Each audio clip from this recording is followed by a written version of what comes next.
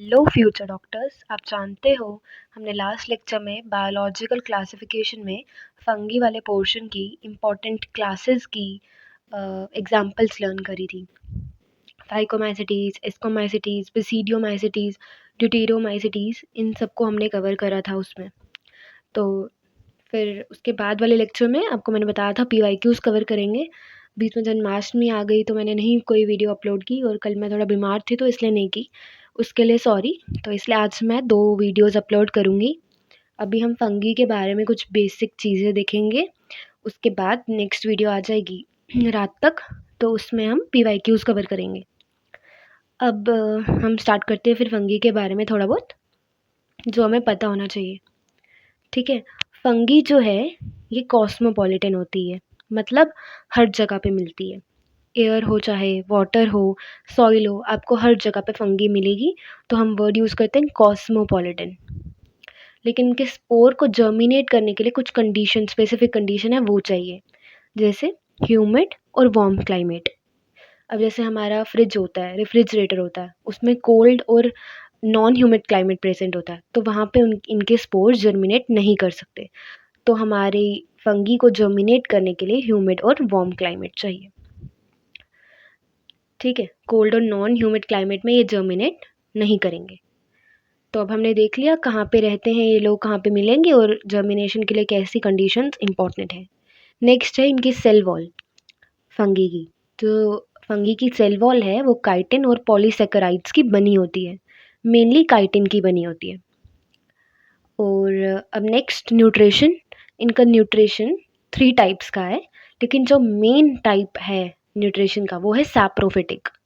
Main nutrition fungi का saprophytic है, बाकी 2 और हैं, पैरासिटिक और सिम्बायोटिक, लेकिन मेन सैप्रोफिटिक है। सिम्बायोटिक में जैसे हमारे पास है माइकोराइजा। माइकोराइजा होता है उसमें रूट्स ऑफ हायर प्लांट्स में। तो माइको का मतलब होता है फंगी, राइजे का मतलब होता है रूट। तो ये वाला फंगी हमें रूट्स में मिलता है, रूट्स ऑफ हायर प्लांट्स में।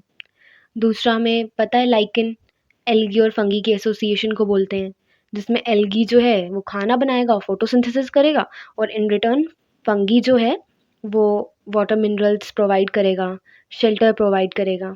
ठीक है, ये है एल्गी और फंगी के एसोसिएशन, जिसको हम लाइकेन बोलते हैं। अब हमने लास्ट लेक्चर में फंगी की मैंने आपको कुछ इंपॉर्टेंट क्लासेस की एग्जांपल्स बताई थी, उनके यूजेस वगैरह भी बताए थे। तो वो जो मैंने क्लासीफाई किया था वो किस बेसिस पे किया था और क्यों किया था, वो फाइकोमाइसिटीज, एस्को, बिसीडियो, डिटीरियो, ऐसा क्यों किया था मैंने, तो क्या बेसिस क्या है इस क्लासिफिकेशन की, वो अभी हम देखेंगे। ये हमारी एनसीईआरटी में एज इट इज़ लाइन्स दी हैं, 3 पॉइंट्स बताए हैं उसमें कि क्लासिफिकेशन करने की क्या बेसिस हैं। पहला बेस है माइसीलियम की मॉर्फोलॉजी कैसी होती है, मॉर्फोलॉजी ऑफ माइसीलियम। उनका माइसीलियम सेप्टेट है या असेप्टेट है, उस बेसिस पे। ठीक है, सेप्टेट मतलब कंपार्टमेंट्स में डिवाइडेड है, और सेप्टेट में तो कंपार्टमेंट्स में डिवाइड नहीं होगा, तो उसका साइटोप्लाज्म, न्यूक्लियस सब ऐसे ही प्रेजेंट होगा, तो मल्टी न्यूक्लिएटेड कंडीशन होगी, सिनोसिटिक वैसी वाली कंडीशन होगी। और सेप्टेट में तो कंपार्टमेंट्स में डिवाइडेड होगा। ब्रांच तो समझते ही हो, ब्रांचेस में। अब जो हमारा फाइको, एस्को, ड्यूटेरियो, बिसीडियो, इसमें जो फाइकोमाइसिटीज है सिर्फ वही असेप्टेट है, ये ध्यान से सुनो।